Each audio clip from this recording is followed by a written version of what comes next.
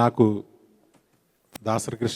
మన దాసరి కిరణ్ గారు అన్నయ్య మెగాస్టార్ చిరంజీవి గారి వీరాభిమానిగా ఫస్ట్ తెలుసు.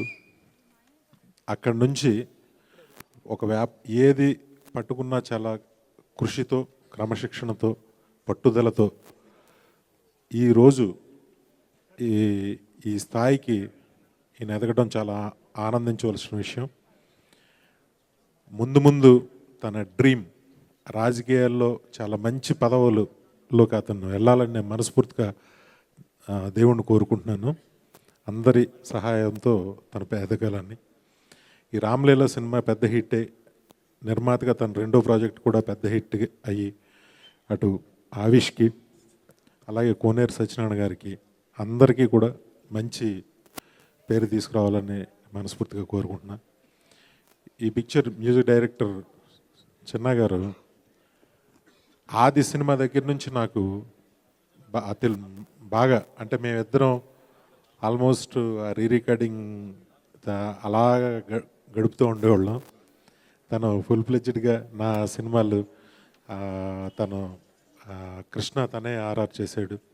ఈ సినిమా ఫుల్ ఫ్లెడ్జ్డ్గా సాంగ్స్ కానీ ఇది కానీ తనకి మంచి బ్రేక్ అవ్వాలని మనస్ఫూర్తిగా కోరుకుంటున్నా.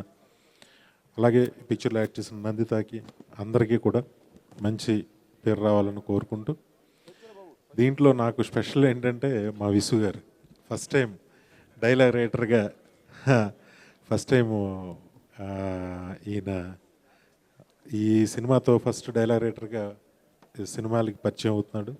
బుచ్చిరెడ్డి గారు దగ్గర నుండి ఆయనే అన్నీ చేసినందుకు ఒకటి.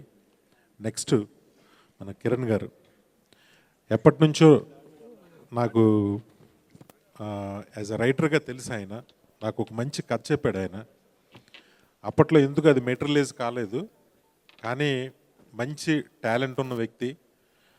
ఈ సినిమాతో తనేంటో ప్రూవ్ చేసుకుని ఇన్నాళ్ళు తన పడ్డ కష్టానికి ఈ సినిమాతో పెద్ద సక్సెస్ అవ్వాలని మనస్ఫూర్తిగా కోరుకుంటున్నాను. ఆల్ ది బెస్ట్ కిరణ్ గారు, all the best. Thank you.